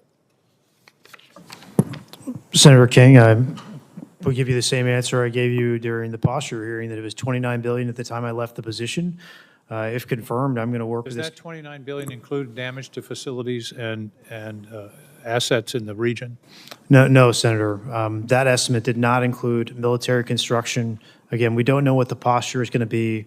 There are lessons learned from military construction from this conflict. I would say one of these is that the United States needs to invest more in hardened and deeply buried facilities, particularly in these kinds of areas, but it doesn't reflect MILCON. So that's not part of the estimate. What the estimate that you gave of $29 billion was simply essentially munitions and expenditures in direct result of the conflict. Senator, yeah, I would characterize that estimate as largely munitions. From memory, it was over $20 billion in munitions, and most of the rest of that was operational cost, whether that's fuel. In preparing for this hearing, you didn't ask any questions about updating that number? I felt it would be inappropriate to do so because that's not in my current role in the department. Well, I think it's very frustrating to the American people that we can't get a straight answer on what this war is costing, not to mention what it's costing and has cost the American people at the gas pump and in other costs. Mr. O'Malley, on acquisition, one thing that I think is important today, more than perhaps in the past, is buying the intellectual property when we buy a platform so that we can maintain and build parts. Every depot, every aircraft hangar, every ship should have a 3D printer. We shouldn't have to go back to the manufacturer. Do you agree? Yes, Senator, I do agree that obtaining the intellectual property up front should be a focus of the department as we're negotiating agreements. I do think there's a balance here. We need to let industry know that we have the ability to protect their IP after it's transferred to us. But I will, I'm thinking about what the CNO testified recently, where he said that the inability to perform organic repairs due to lack of technical data is inexcusable. I certainly support that, and I think intellectual property is. I appreciate that. And then to reiterate the point, right to repair is an important part of our responsibility and something that we should ensure that this is an enormous cost center. And also, in a time of conflict, it's a time issue, is it not? Yes, Senator. When I first started at the department, I sat next to a military assistant who told me a story about being on a FOB in Afghanistan and having to wait 5 days to have his equipment repaired. They had to bring a contractor in to get it done. I was very surprised by that. Certainly not acceptable, and if confirmed, it will be certainly be a focus of mine. Well, I hope that this is a serious commitment because both in terms of time and cost, the American people cannot afford long delays in this kind of situation. Thank you. I do have that commitment, do I not? Yes, Senator, I absolutely commit to working with you on it. Thank you. Mr. Hernandez, or Dr. Hernandez-Becerra, a big part of the cost of Iron Dome is going to be in your domain. Do you have any estimates, or have you looked at Iron Dome and at what the cost projections are? Because we have estimates from the administration of $125 to $185 billion. CBO recently said over $1 trillion. What's this going to cost us? Senator King, I have not been briefed on the details of the Golden Dome project and the development. I said Iron Dome, didn't I? Golden Dome.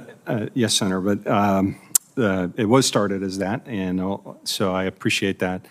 The system is complex, but I have not been briefed on the details, but I do know that the administration and that the program manager on that effort is laser focused on ensuring that we do that affordably. And if confirmed, I will work closely with the program manager to ensure that the space elements of that architecture are scalable and can be delivered at an affordable cost. Thank you. And Mr. O'Malley, I'm out of time, but perhaps I'll follow up with a question on this. I'm very concerned about the administration's continuing pressure toward building warships abroad. I think that's a terrible idea, both from a national security point of view, an industrial base point of view, American workers' point of view. Are you aware of this push by OMB to build warships in South Korea and Japan? Senator, I'm not aware of that specifically, but it's certainly something that I'd take for the record and happy to respond with. Well, I hope you will, because it's very disturbing and wrongheaded in my view, and I think it's an insult to American workers. So I would appreciate it if you would follow up on that. Thank you. Thank you, Mr. Chairman. Thank you. Mr. Hurst, should you be confirmed, and if a member of this committee or a member of this Congress called you up and asked you for some information about the cost of the current operation in and around Iran and the Strait of Hormuz, you would readily speak to that member of Congress and supply that information, would you not? Chairman, absolutely. On this or any other issue, I will be transparent with Congress. Okay. Thank you very much. And I believe Senator Banks is next in line. Thank you, Mr. Chairman. Secretary Hurst, the One Big Beautiful Bill provided funding to critical industrial base areas such as solid rocket motor production. Some of this funding remains unobligated as of today. Why have those funds not been obligated? Senator, I'd have to get back with the department and find out exactly what funds are unobligated from those lines. But I commit to doing that, and I'll take that for the record. I appreciate that. No idea. Can you speculate at all, or I appreciate you getting back with us and working with us on it. I don't know where that is in the contracting process, Senator. Okay. All industrial-based funding through IBAS and Title III must go through the Economic Defense Unit for deal team involvement for negotiating equity. What can be done to expedite that process, especially for solid rocket fuel production? Senator, that's a little bit outside of my lane, but I can take that for the record and find out what the current policies are in the department for that kind of acquisition. Okay, I look forward to that. I appreciate that. Also, Mr. Hurst, if confirmed, you'll play an important role in the potential Reconciliation 3.0.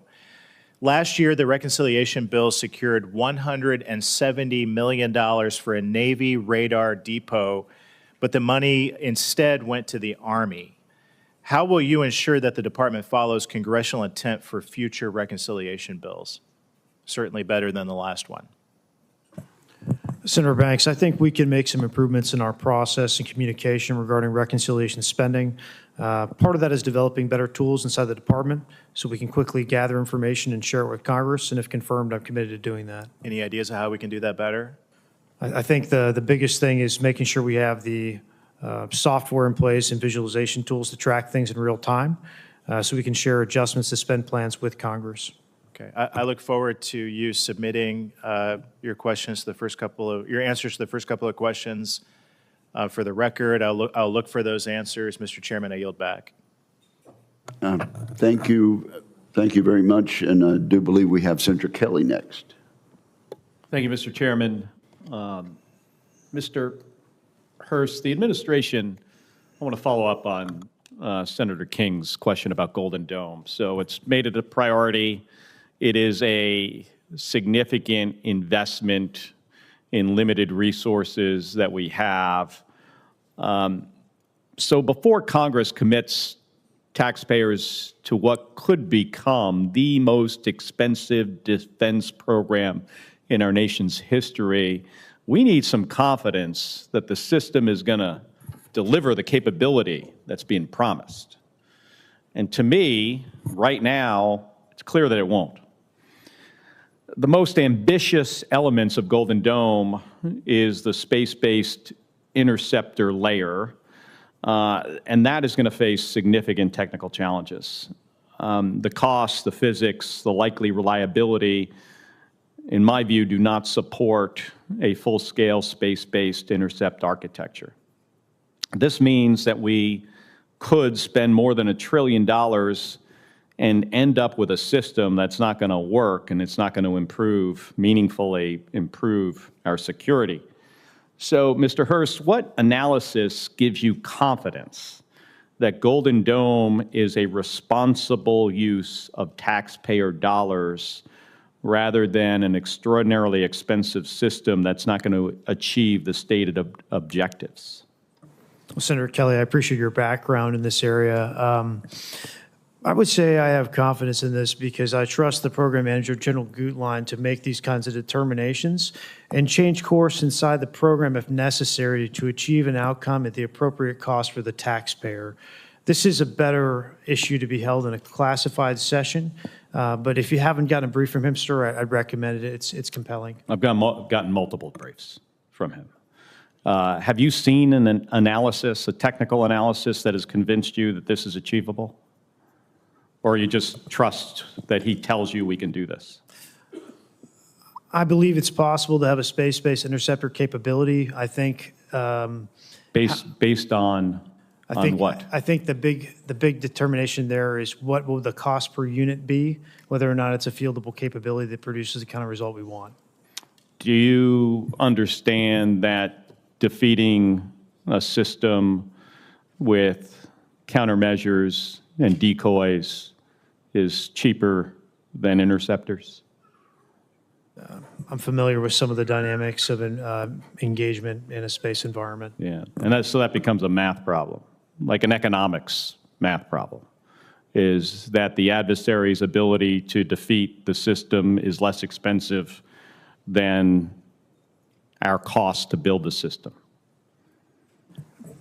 It will depend on how the technology turns out, but I think there's an opportunity to avoid that exact engagement scenario in a manner that makes the system more effective. How do we do that?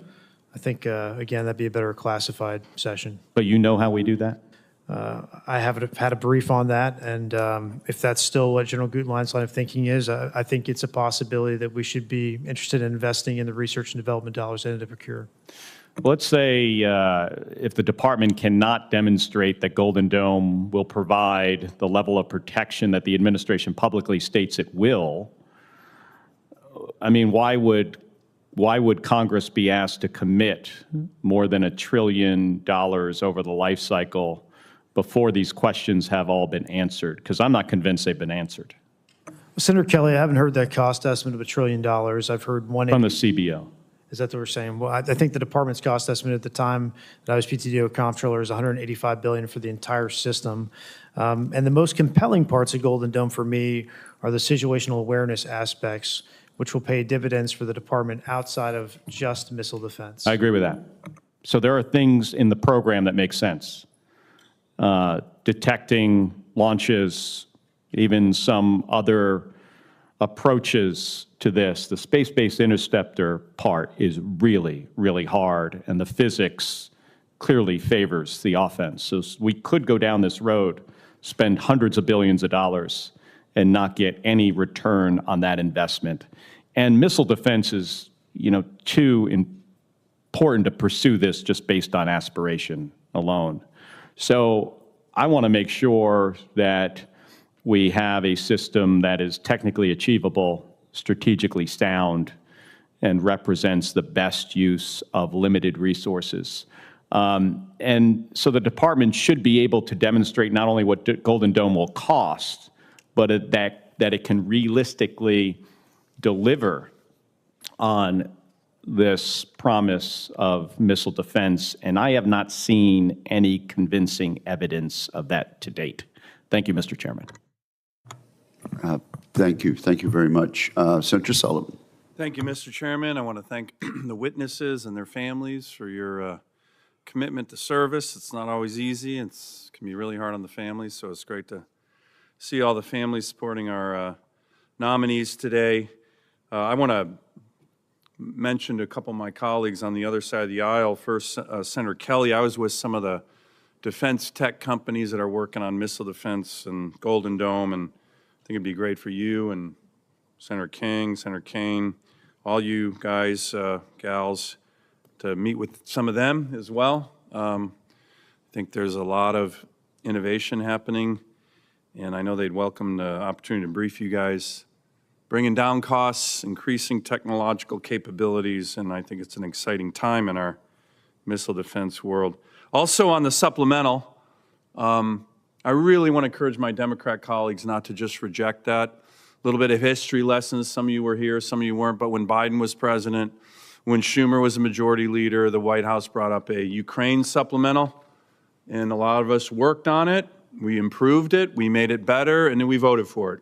And this is for Senator Kelly and others when he's leaving. You know, during the NDAA markup, there was a lot of discussion about munitions. People wanted to talk about munitions, and so this is a munitions supplemental. And it would be really disappointing if my Democrat colleagues say, out of hand, we're going to reject the supplemental. We didn't do that when Biden was president and Schumer was majority leader. And it would be really disappointing if you guys did that and if you guys voted against cloture on the NDAA today. There's a lot of politics going on, but usually the politics that are encompassing the country don't usually kind of come to the Armed Services Committee. And if the NDAA is rejected today, if the supplemental is rejected, I think my colleagues on the other side of the aisle know that that'll be just for politics. And usually the serious senators on this committee try to forego politics and focus on national security. And I hope when it comes to the supplemental, when it comes to getting on the NDAA today, that they do the right thing. And that would be voting for these things, or at least considering them. I know the minority leader Schumer doesn't care about national defense, but you guys do, and I think that's important. So, if the war was authorized, Mr. Senator, if the war had been authorized, it would be a different discussion. Was the Ukraine war authorized? The gentleman, the senator from Alaska has the floor. Yeah, I think you know I'm onto something that's correct, and I hope you guys just don't reject it out of hand because you're being told to by your far-left leadership, which isn't serious about national security and never has been. So let me turn to Mr. O'Malley, Mr. Hertz. One of the things that I've been trying to do, again, bipartisan in this committee, is lead the efforts on multi-year procurement opportunities that can help us on our defense industrial base, can help us bring down the costs. Can you talk more about the utility that comes from multi-year procurement capabilities in the Pentagon, and encourage services to use it? Some have, some haven't, and I think it's a tool that's important. Either of you can take that. Thank you, Senator. Yes, multi-year procurement is a powerful lever to drive down unit costs, to expand industrial capability, capacity, and to secure our supply chains.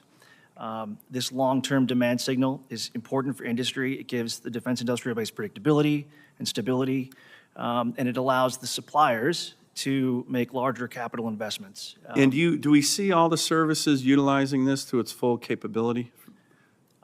Senator, the services are working through all of their programs, it's my understanding, working through all their programs and working through the trade-offs on that.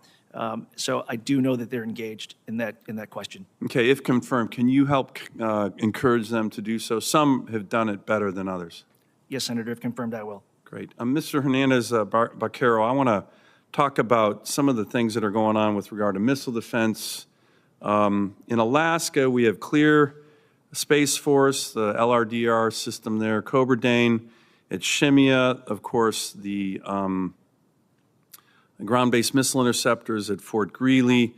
If confirmed, will you commit to working with me to achieve the funding needed to bring the next generation of capabilities in terms of missile defense to Alaska, where we are the cornerstone of missile defense for the country right now? And the Golden Dome is going to build on the components in Alaska, but the components are still very important. Senator, I'm aware of how vital these systems are, and if confirmed, I would look forward to working with you to ensure that we have the right sensing systems and response systems to protect our homeland. Great. Thank you. Thank you, Mr. Chairman. Senator Slotkin. Thank you, and thanks for being here. You know, I think it's important to recognize that we are back at war with Iran. The ceasefire is dead. 14 American citizens have been killed. Uniformed military, 400 injured. The Iranians now have a veto over what goes through the Strait of Hormuz. Mr. Hurst, you are here to get the top job as comptroller, handling the money for the department. Hugely important job. And you've heard from my colleagues, and I will say for Senator Sullivan, those of us who care deeply about national defense, I don't think it's a big ask to try and just get the straight numbers for the cost of this war.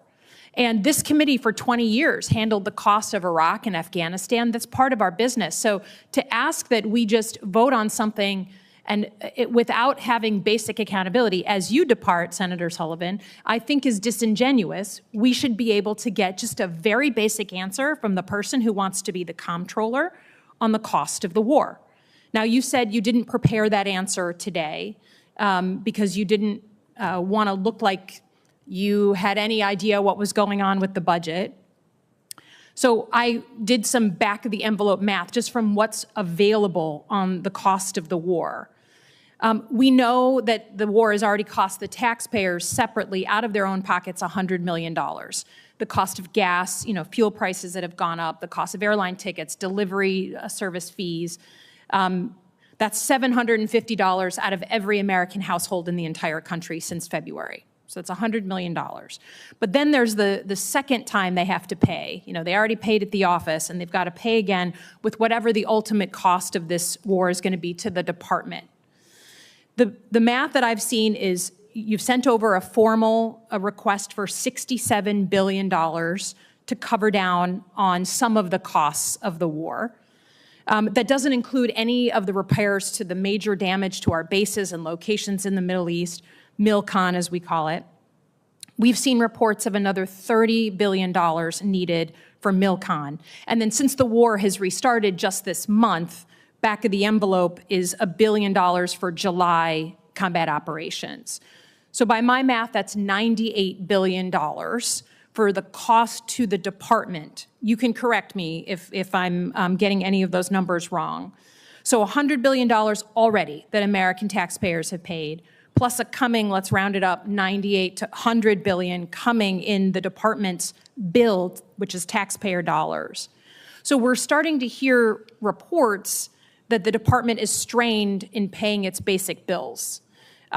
They're parking jets. The CNO was up here in May and said, if he doesn't get more money, he's going to have to cut training.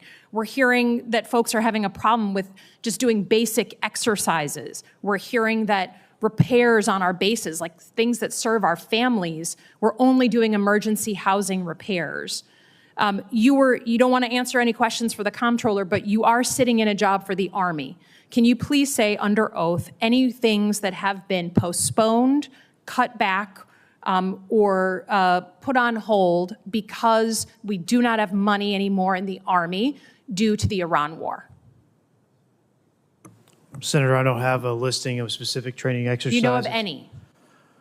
Just in fairness, has anything been put on hold? Has anything been changed in the department because of the cost of the Iran war, which it would be normal for me. That would be something I would expect. Every family understands if you're going to spend a ton over here, you got to tighten your belt. But do you know of any programs that have been put on hold, suspended, because of the Iran war? Senator, I don't have specifics, but I will say this. Whenever there's a contingency operation, because we build our budget 2 years in advance of getting it, we have to make trade-offs inside that budget to fund current operations. Sure. That's always been the way it is. Sure, but I think this is, again, we want to understand what those costs are. You will be the comptroller in charge of the very new grants and loans that the department is putting out, and I'm very concerned about just the look of corruption. We know that the president's sons have gotten $3.2 billion in contracts from the federal government since he became president. Some of these things, $900 million commitments to Navy contracts for companies associated with Don Jr. Do you understand that even the appearance of a conflict of interest makes you subject to an IG report, and that you will be in charge of approving these major contracts as they go out the door? Senator, the comptroller doesn't approve contracts. The spending of dollars. We approve obligation of dollars, but we give it to program offices to go and execute. I have great faith in the department's ability to control for any kind of bias or injustice in awarding contracts. I think we do that very well. So you'll be willing to put your name on some of these, some of the biggest contracts in Pentagon history are being let right now, and you're the guy who has to check the switch, right, to get that money. I just want to make sure we are understanding that you will be responsible for putting your stamp of approval on the movement of that money for contracts that could be linked directly to the president's sons. Senator, I want to clarify, the comptroller does not award contracts for the entire department. You move the money. We give program offices money or services money. They make You can call it a technicality. I was at the Pentagon. If you don't want that money moving, it doesn't move. So I just want to be understanding, and I know my time is up, that your name will be on that for these contracts, these historic contracts that are being let to the president's sons. Thank you, Senator Slotkins. We have Senator Budd and then Senator Kaine. Thank you, Chairman. Congrats to each of you on your nominations, and thanks to the families as well. Secretary Hurst, it's great to see you. Based on your time on projects like Advanced Project Maven, so what's your vision for aligning our defense budget to better support the rapid scaling of AI and autonomous systems? And kind of draw from your history a little bit, if you will. Senator, I think we're in this really interesting pathfinding phase right now, where we're not ready to whole-scale commit to programs of record that are related to autonomous warfare. But part of the FY27 budget request is arranged as a fund for the Defense Autonomous Warfare Group so they can do that pathfinding and sprinkle that technology across the entire department, and then also start to integrate it to existing programs and future programs in requirements form. But I think what we're going to start seeing here in the next 5 years is a rapid acceleration of this technology's integration to every single platform inside the Department of War. Thanks a lot. Dr. Hernandez-Buquero, good to see you as well. So I had a chance to meet recently with the next Chief of Space Operations, and I learned about the investments we're making, including space-based AMTI. So what's your plan to make sure that that's a success? Senator, the space-based MTI is a vital element of the architecture. It provides domain awareness, and it's the front end of these space-enabled kill chains. If confirmed, I will have oversight over that part of the portfolio, and my goal will be to, as I noted in my priorities, to take advantage of the acquisition reform that's underway to empower the portfolio acquisition executives that are executing that program to ensure we do that at speed, building out on the existing capabilities that are out there that we've been able to harness, working with partners across the department and across the interagency. And if confirmed, I will be committing to ensuring that we deliver that at speed. Thank you. I look forward to that. Dr. Mason, it's good to see you again. I'm excited to see what you're going to do at the NRO. So with the rapid proliferation of commercial space tech, how do you plan to integrate those assets into NRO's operations? Senator Budd, first of all, thank you for taking the time to meet. I enjoyed our discussion and got a lot out of it. In terms of the next-gen hybrid architecture, the key there is that, to use your word, that these capabilities are integrated. In the past, when we were first starting as a nation, the commercial was a bolt-on. So looking at the proliferated as well as the exquisite integrated together is the key. I would say that in terms of the question about artificial intelligence, that's going to be the means by which that is done. It's not possible to do what the government wants to do in terms of the hybrid architecture without AI, and then doing it responsibly in a way that we get great effect as a nation, but also are mindful about risk management as well. Great, thank you. Mr. Malley, congrats again on your nomination. So given your mixed background in private sector investments and Navy intelligence, what are you most excited to tackle first when it comes to cutting through red tape and getting cutting-edge capabilities into the hands of our warfighters faster? Thank you, Senator. I appreciate you acknowledging the private sector background. At the company that I founded, we were very much focused on taking large data sets and being able to understand answers to questions that maybe you didn't even think of. And it would allow us to just move that much further ahead in the decision-making process. That is certainly something that I'd be excited about. But if confirmed, my top priorities are the Secretary's vision for acquisition transformation and into a new warfighting acquisition system, rebuilding the defense industrial base, expanding its capacity, bringing in new and innovative companies, and elevating and empowering, importantly, our acquisition workforce so that we can make faster, risk-informed decisions. Very good. Question again for you, Mr. O'Malley and Dr. Hernandez-Becerro, about multi-year procurement. So there's efforts to do multi-year procurement and the authorities for that on ships, aircraft, munitions. So what are your thoughts on additional acquisition programs that might be beneficial for us? Something like satellites, anywhere else we could use this multi-year authority? Senator, I'll start by saying that earlier there was a question around launch and the capacity associated with launch, and we're putting a lot of demand on our launch capacity. That would be one area that I would look at to not only multi-year procurement, but just any incentives that we can do to attract more businesses to go into our launch, to expand our launch capacity. That's consistent with how it's been done across the department and other programs. It's essentially a capacity incentive for businesses to invest in infrastructure and capital equipment to do that. And then certainly as we proliferate the architectures, we have to produce more satellites. Those are elements that perhaps these models would apply. And if confirmed, I will look at all of those areas to ensure that we have the right capacity to deliver and to include and to use any tool available at our disposal, including multi-year procurements. Thank you very much. Mr. Malley. Thank you, Senator. Multi-year procurement is a powerful tool that the department is currently using, thanks to the Congress, to send a stronger demand signal to industry. I also think about the transition to the program acquisition executive and the service acquisition executive, giving them the authority that they need to not focus on necessarily isolated programs, but broader capability portfolios. And so multi-year procurement is certainly a tool in the toolbox, and it has been utilized. It's continuing to be utilized, and we thank the Congress for it. Thanks. Chairman. Thank you very much, Senator Budd. Senator Kaine. Thank you, Mr. Chair, and thanks to the witnesses. Just a point in response to Senator Sullivan, and he and I chatted as he was leaving. Not all supplementals are exactly the same. And one of the issues that we're sort of grappling with, and this is no surprise, I suspect, to the witnesses or folks watching with the supplemental is on top of a presidential budget request that increases the Pentagon's budget by 40% in 1 year.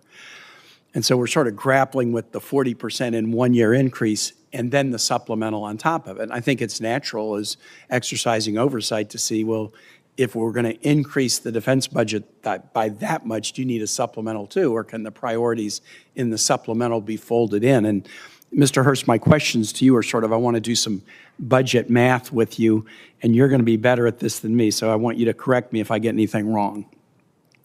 Last year, we passed a reconciliation bill, and in that reconciliation bill, we provided $153 billion for DOD. Is that right? Yes, Senator.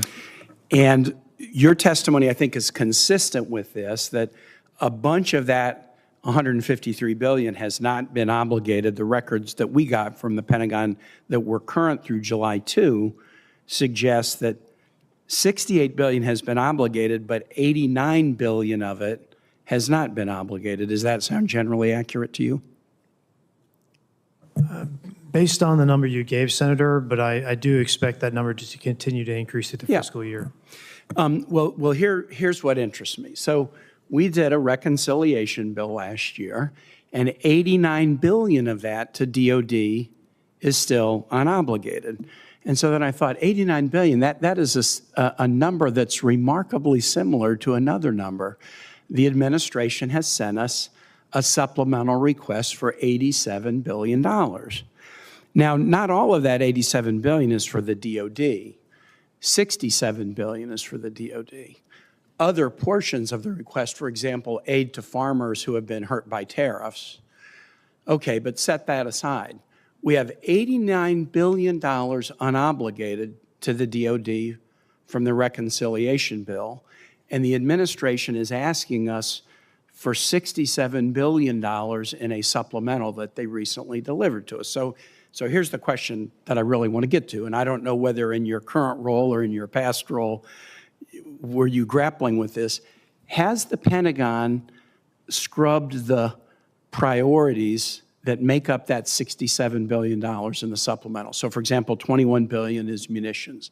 Have you scrubbed those priorities and then looked at the unobligated $89 billion and said, wow, we already have money that we could use to do things that we think are necessitated in the supplemental request? Do you know whether that's been done? Senator, I think it'd be best to be, maybe it'd be best to go do this as a QFR and make sure we give you a line by line that compares what's left in OBA, One Big Beautiful Bill Act, and then the supplemental request. But I would suggest to you that the $89 billion that Congress provided to us through OBA that's not obligated is likely for different capabilities than what's being requested in the supplemental. I suspect that it is, and yet we do act according to priorities. And so, you know, we're hearing that this supplemental is needed. Let's just use the munitions. Of the $67 billion, $21 billion is for munitions in the supplemental. That is a dire need to replenish munitions stock. It may be that there are things that were in the reconciliation bill last year that are unobligated priorities that are important but aren't so urgent. And, you know, each priority, you can give it an importance ranking, and each priority, you can give it an urgency ranking. And I got to believe that some of this $67 billion in the supplemental is stuff that would match up with some of the line items in the unspent, unobligated money from last year.